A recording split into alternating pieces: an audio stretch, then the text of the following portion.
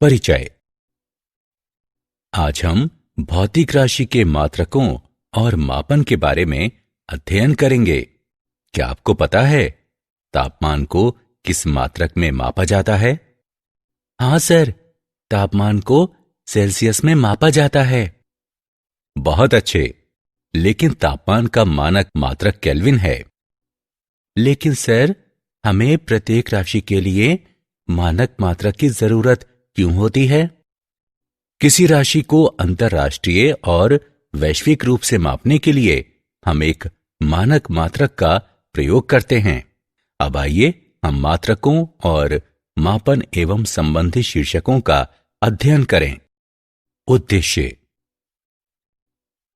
इस पाठ के अंत में आप निम्न करने में सक्षम हो जाएंगे: मात्रकों और मापनों को परिभाषित करना, लंबाई के मापन को समझना, द्रव्यमान मापना, समय मापना, त्रुटियों का विश्लेषण करना, महत्वपूर्ण आंकड़ों को समझना, विमीय सूत्रों और समीकरणों को लिखना और वित्तीय विश्लेषण को समझना। मात्रक और मापन। भौतिकी के अध्ययन में मापन बहुत अधिक महत्वपूर्ण है। किसी भौतिक राशि के मापन में निम्न की जरूरत होती है: एक मानक उस रूप में जिसमें राशि को मापा जाना है, आंकिक मान जो ये प्रदर्शित करे कि भौतिक राशि में मानक कितनी बार आता है। मात्रकों को दो वर्गों में वर्गीकृत किया जाता है। वे इस प्रकार हैं: मूल मात्रक और व्युत्पन्न मात्रक। मूल राशियों के मात्रक मूल मात्रक कहलाते हैं। ऐसे मात्रक जो किसी भी आंकिक मान को शामिल किए बिना मूल मात्रकों की सहायता से व्युत्पन्न किए जाते हैं, व्युत्पन्न मात्रक कहलाते हैं। मात्रकों की अंतरराष्ट्रीय प्रणाली।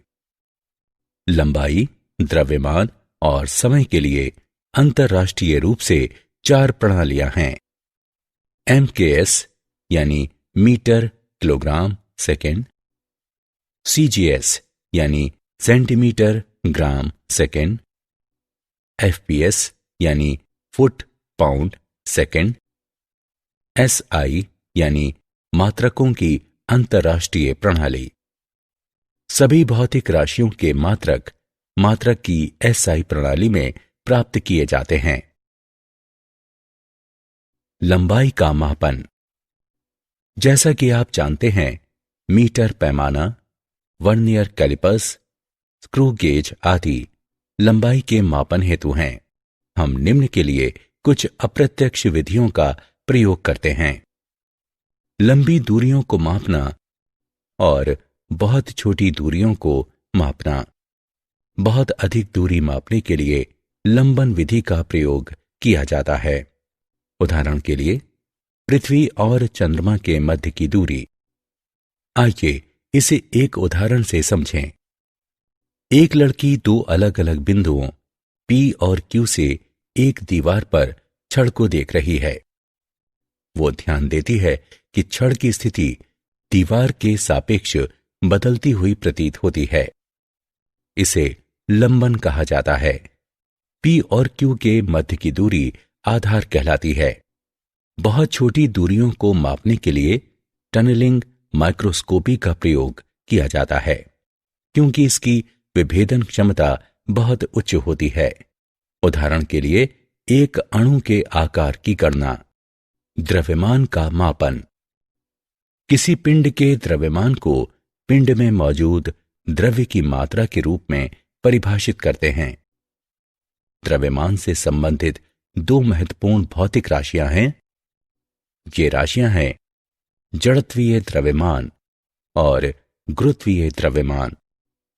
जड़त्वीय द्रव्यमान: पिंड का द्रव्यमान पिंड के जड़त्व की माप द्वारा निर्धारित किया जाता है। पिंड का द्रव्यमान जितना अधिक होता है, पिंड में दिया गया त्वरण उत्पन्न करने के लिए उतने ही अधिक बल की आवश्यकता होती है। F बराबर ma, m बराबर F/a। किसी पिंड के जड़त्वीय द्रव्यमान को मापने के लिए हम जड़त्वीय तुला को उपयोग में लाते हैं। गुरुत्वीय द्रव्यमान, यह पिंड का वह द्रव्यमान है जो पृथ्वी के कारण इस पर कार्यरत गुरुत्वीय खिंचाव को निर्धारित करता है। पिंड के गुरुत्वीय द्रव्यमान को मापने के लिए हम सामान्य तुला का प्रयोग करते हैं। किसी वस्तु का द्रव्यमान इसके द्रव्यमान की ज्ञात द्रव्यमानों से तुलना करके ज्ञात करते हैं। परमाणुओं और अणुओं के संदर्भ में द्रव्यमान का मानक मात्रक एकीकृत परमाणविक द्रव्यमान मात्रक U है।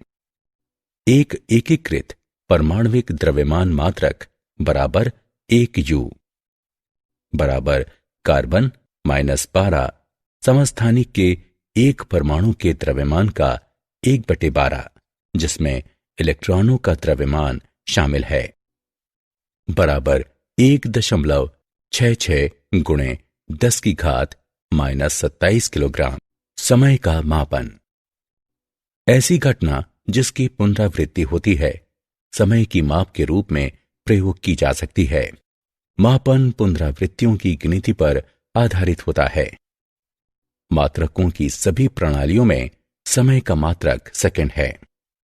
समय अंतराल को मापने के लिए कुछ तकनीकें इस प्रकार हैं। विद्युतीय दोलित्र, ये प्रत्यावर्ती धारा आपूर्ति या 50 हर्ट्ज आवृत्ति का उपयोग करते हैं।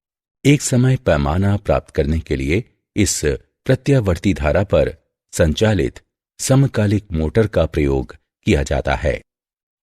विद्युत चुंबकीय दोलित्र, एक अर्धचालक उपकरण द्वारा बहुत उच्च आवृत्ति के विद्युत चुंबकीय दोलन उत्पन्न किए जाते हैं।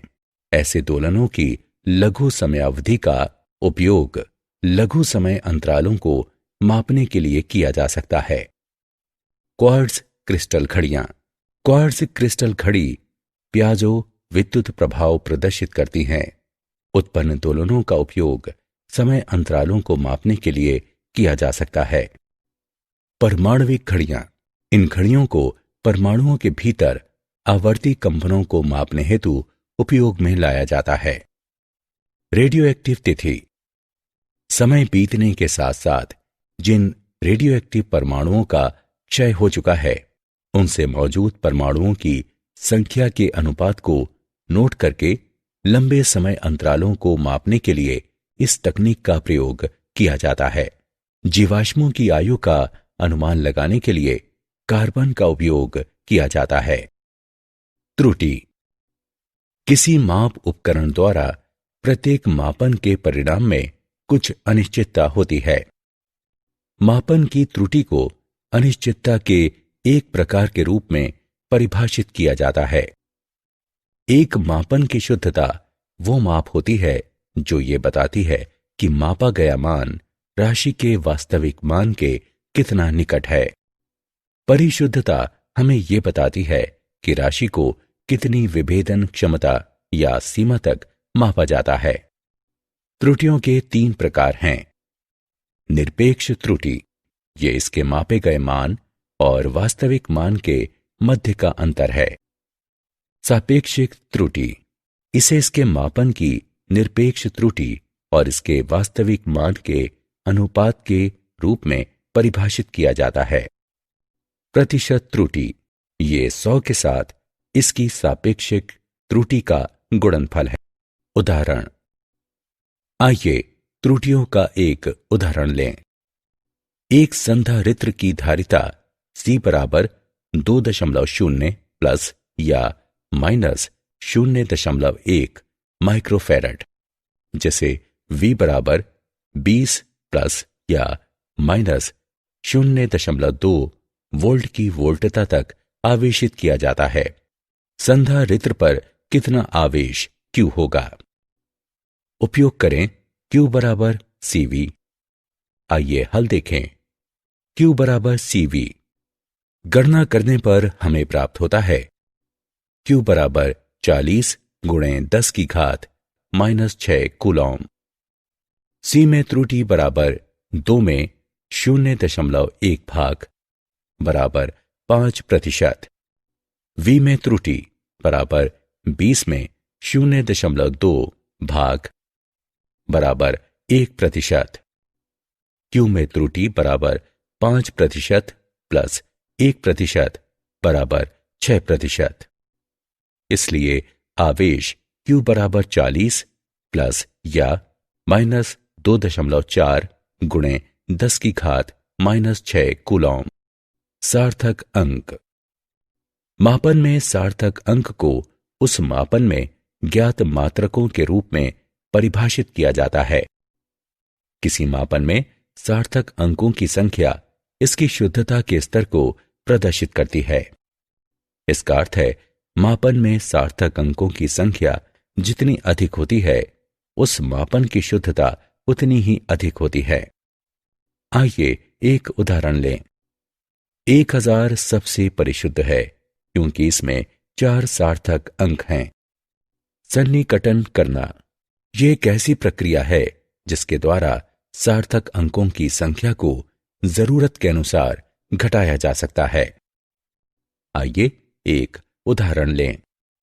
L बराबर 2.6587 सेंटीमीटर।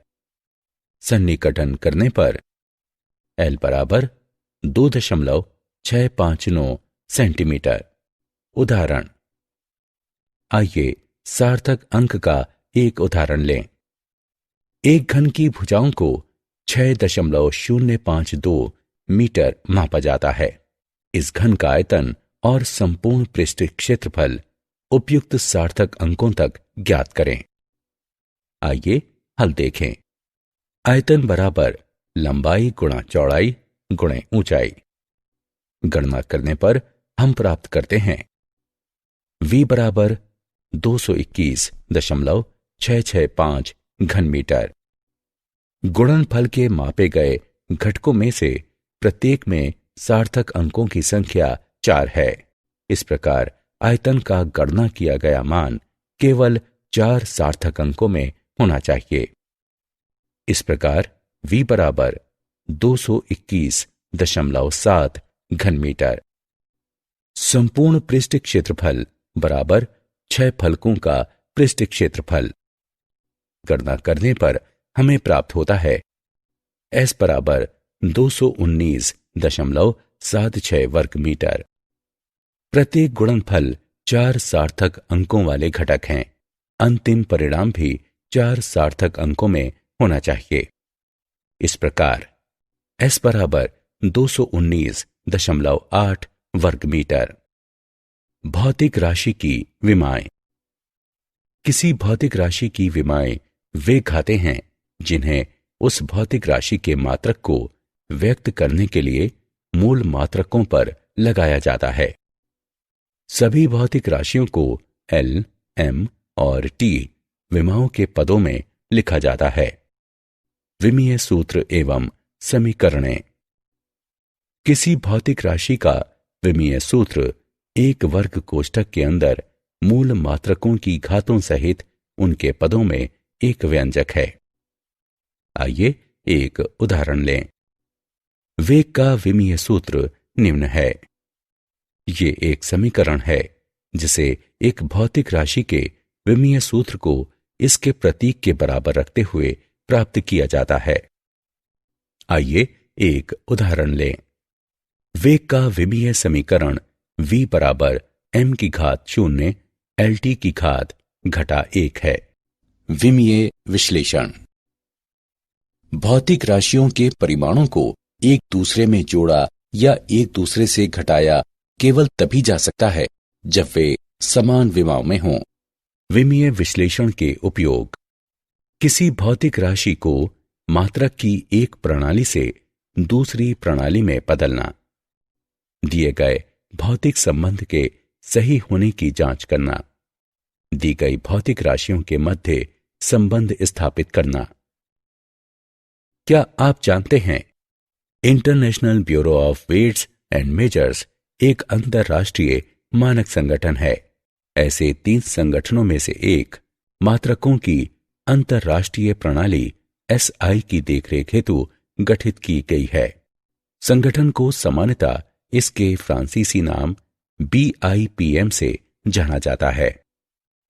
1893 में शिकागो में धारा और प्रतिरोध के लिए जिन विद्युत मात्रकों को अपनाया गया उन्हें अंतर्राष्ट्रीय कहा जाता है और अंतर्राष्ट्रीय एम्पियर और अंतर्राष्ट्रीय ओम की परिभाषाओं की पुष्टि 1908 में लंदन के अंतर्राष्ट्रीय सम्मेलन में की गई। परिभाषित किए जाने के लिए तापमान पैमानों के प्रयोग करने का तरीका ऊष्मागतिकी तापमान को व्यक्त करने के लिए ये सामान्य विधि है। प्रतीक T संदर्भ तापमान T0 बराबर 273.15 केल्विन हिमांक से इसके अंतर के पदों में ये तापांतर 1 सेल्सियस तापमान कहलाता है। सारांश। आइए हमने जो कुछ सीखा है उसे संक्षेप में दोहराएं। भौतिकी भौतिक राशियों के मापन पर आधारित एक मात्रात्मक विज्ञान है। कुछ भौतिक राशियों को मूल या आधार राशियों के रूप में चुना गया है। मात्रकों की अंतर्राष्ट्रीय प्रणाली SI 7 मूल मात्रकों पर आधारित है जो वर्तमान में अंतर्राष्ट्रीय रूप से स्वीकृत मात्रक प्रणाली है और व्यापक रूप से पूरी दुनिया में उपयोग में लाई जाती है। SI मात्रकों का सभी भौतिक मापनों में प्रयोग किया जाता है। इनसे आधार राशियां और व्युत्पन्न राशियां दोनों प्राप्त की जाती हैं। भौतिक मापनों को वैज्ञानिक संकेतन में छोटी या बड़ी राशियों में 10 की घातों के साथ व्यक्त किया जाता है। किसी भी भौतिक राशि की गणना करने में संबंध में शामिल व्युत्पन्न राशियों के लिए मात्रकों को बीजगणितीय राशियों के रूप में माना जाता है जब तक कि अभीष्ट मात्रक प्राप्त नहीं हो जाते। भौतिक राशियों के मापन के लिए प्रत्यक्ष और अप्रत्यक्ष विधियों का प्रयोग किया जाता है। परिणाम को व्यक्त करते समय मापन में त्रुटियों के साथ सटीकता और परिशुद्धता का ध्यान रखा जाता है।